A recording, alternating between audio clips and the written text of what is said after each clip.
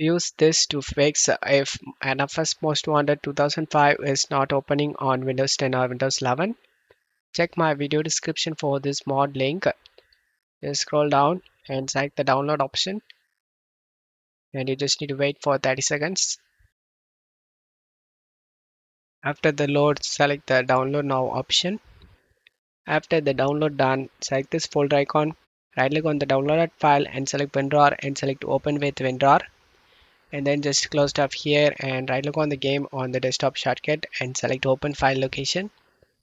Just drag and drop this p.exe into your game folder and select replace the file in the destination and say continue. Just right click on the p.exe and select show more options, send it to desktop create shortcut, and now launch the game through the newly created shortcut. I hope this video helped you guys. If the video helped you, don't forget to leave a like and subscribe. Thank you.